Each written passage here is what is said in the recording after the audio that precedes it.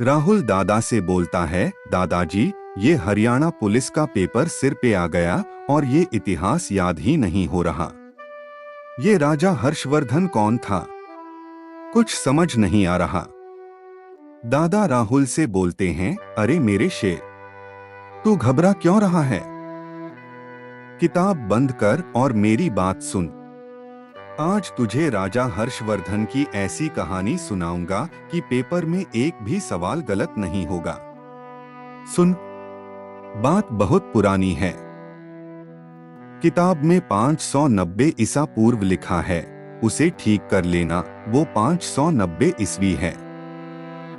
जून के महीने में रविवार के दिन इस वीर का जन्म हुआ।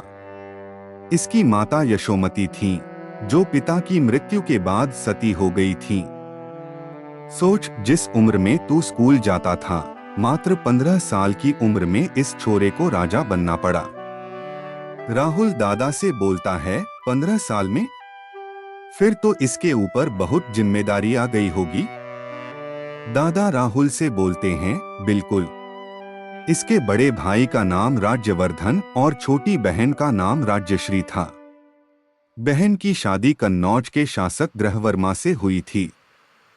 बहन की रक्षा के लिए हर्षवर्धन ने 641 ईस्वी तक कन्नौज को अपने संरक्षण में रखा और बाद में कन्नौज को ही अपनी मुख्य राजधानी बना लिया। ये राजा सिर्फ ताकतवर ही नहीं, बहुत समझदार भी था। 633 ईस्वी में इसने वल्लभी के शासक ध्रुवसेन को हराया, लेकिन उसके अच्छे व्यवहार से खुश होकर अपनी ही बेटी की शादी उससे करवा दी। इसे कहते हैं दिमाग। दादा राहुल से आगे बोलते हैं, इसका राज हिमाचल से लेकर दक्षिण में नर्मदा नदी तक और पूर्व में कामरूप से लेकर पश्चिम में पंजाब और अरब सागर तक फैला था। बंगाल, बिहार, मालवा, वल्लभी, कन्नौज, हरियाणा, पंजाब, सिंध, कश्मीर व नेपाल उसके राज्य के अंतर्गत आते थे। अब एक सबसे जरूरी बात सुन, पेपर में पक्का आती है। 634 ईस्वी में नर्मदा नदी के किनारे इस शेर का सामना पुलकेशिन द्वितीय से हुआ। उस युद्ध में हर्षवर्धन को अपनी जिंदगी की पहली और अंतिम हार का सामना करना पड़ा।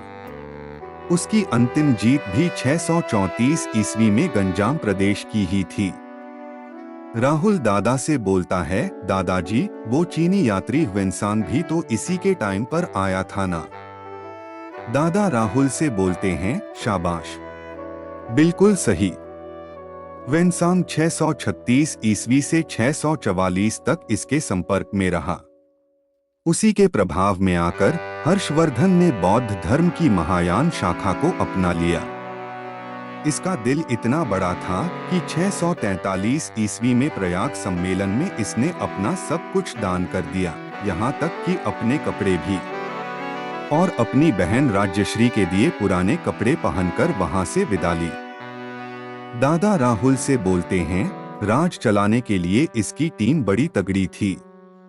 इसके मामा का बेटा भंडी इसका प्रधानमंत्री था। सिंहनाद सेनापति था और अवंती युद्ध व विदेशी मामलों का मंत्री था। गांव के मुखिया को उस समय ग्रामिक कहते थे। और सबसे बढ़िया बात, ये राजा अपनी कमाई को 4 हिस्सों में बांटता था, सरकारी काम, वेतन, प्रजा की भलाई और दान। राहुल दादा से बोलता है, मतलब राजा भी कमाल का था और उसका सिस्टम भी। दादा राहुल से बोलते हैं, अरे अभी कहा, ये राजा तलवार के साथ साथ कलम का भी धनी था। इसने खुद 3 नाटक लिखे, रत्नावली, नागानंद और प्रियदर्शिका। इसके चीन और फारस के राजाओं से बड़े अच्छे संबंध थे, दोनों एक दूसरे को गिफ्ट भेजा करते थे। तो ये थी हर्षवर्धन की पूरी कहानी। अब बता, है कुछ मुश्किल? राहुल दादा से बोलता है, बिल्कुल नहीं दादाजी। अब तो हरियाणा पुलिस के पेपर में हर्षवर्धन का कोई भी सवाल आ जाए, आपका पोता उसे सीधा टिक करके आएगा।